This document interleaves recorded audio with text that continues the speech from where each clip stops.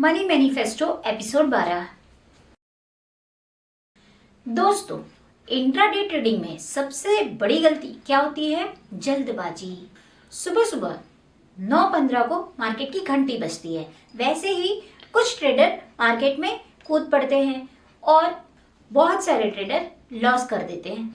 आज मैं आपको ऐसा नियम बताने वाली हूँ जिसे कहते हैं 15 मिनट का सब्र। अगर आप अपनी कुर्सी पर 15 मिनट शांति से बैठ सकते हैं तो ये स्ट्रेटेजी आपको पैसे बनाकर दे सकती है। इस स्ट्रेटेजी का नाम ओपन रेंज ब्रेकआउट है। चलिए स्क्रीन पे चलते हैं और देखते हैं ये कैसे काम करती है। तो यहाँ पे हम देख रहे हैं कि एक मैंने इन्फोसिस का चार्ट लगाया हुआ है और टाइम फ्रेम लिया है 15 मिनट्स। 9:15 बजे मार्केट खुलता है। आपको कुछ नहीं करना है, सिर्फ देखना है। 9:30 बजे तक मार्केट में आपको पहली कैंडल बनती हुई दिखाई दे जाएगी। अब इस कैंडल के हाई और लो पर एक लाइन खींचिए। देखिए, मैंने हाई और लो पर एक लाइन ड्रॉ कर दी है।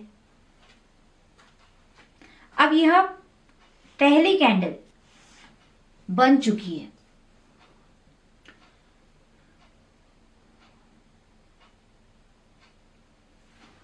अब आपको ये जो प्राइस है वो एक बॉक्स में दिखाई दे रहा है।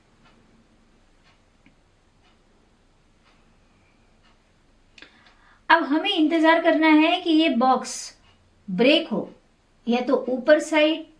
तो अगर ऊपर साइड ब्रेक होता है तो उसे हम ब्रेकआउट बोलते हैं, और अगर कैंडलस्टिक नीचे की लाइन को ब्रेक करती है तो उसे हम ब्रेक डाउन बोलते हैं। अगर कैंडलस्टिक इन बिटवीन यही बॉक्स के अंदर चलती हुई दिखाई दे तो आप इसको नो ट्रेड जोन कहेंगे।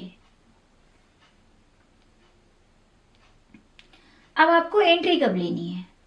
अगर कैंडलस्टिक आपका हाई प्राइस ऊपर की साइड ब्रेकआउट की साइड पे जाता है, कैंडलस्टिक ऊपर की साइड पे प्राइस ब्रेक करती है, अगर आपकी फर्स्ट कैंडलस्टिक अपर लाइन को ब्रेक करती है तो हम उसे ब्रेकआउट कहते हैं। यहां पे आपको बाइंग का सिग्नल मिलता है।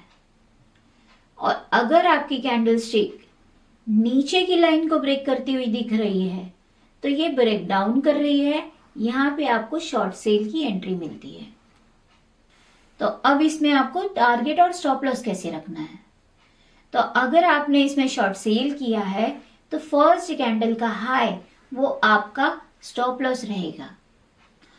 अगर आपकी फर्स्ट कैंडल ज्यादा बड़ी है तो आप इस स्ट्रेटेजी को अवॉइड कर सकते हैं।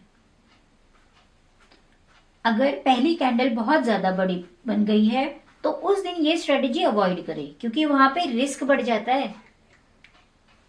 सो यहाँ पे हम देख रहे हैं कि इसने सपोर्ट ब्रेक किया है तो मार्केट नीचे जा रहा था, और आपका जो स्टॉप लॉस है वो फर्स्ट कैंडल का हाई प्राइस है, और टारगेट तो नीचे अगर आप देख रहे हो फर्स्ट कैंडल का हाफ पोर्शन एटलीस्ट वो आपका टारगेट होगा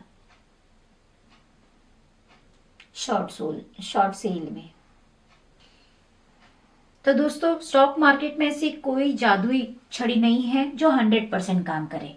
कभी कभी फेक ब्रेकआउट भी होते हैं, प्राइस ऊपर जाता है और फिर अचानक से धड़ाम से नीचे भी गिर जाता है। इसीलिए स्टॉप लॉस लगाना बहुत जरूरी है। शुरुआत में आप इस स्ट्रेटेजी को सिर्फ निफ्टी 50 के स्टॉक में ही यूज करें, क्योंकि वहां वॉल्यूम अच्छा होता है। दोस्तों, स्टॉक मार्केट में कोई जादुई छड़ी नहीं होती जो 100% काम करे।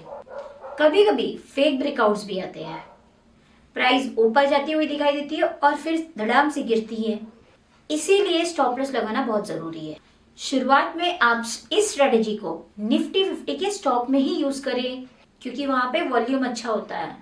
आज का होमवर्क बहुत जरूरी है। कल सुबह 9:15 पर ट्रेड मत लें। बस 9:30 तक आपको इंतजार करना है और हाई लो मार्क करना है कि क्या ये स्ट्रेटेजी काम कर रही है। फर्स्ट कैंडल का हाई और लो मार्क करना है। इसे हम पेपर ट्रेडिंग कहते हैं। अगर आप होमवर्क करने के लिए तैयार हैं तो कमेंट में लिखिए आई विल वेट।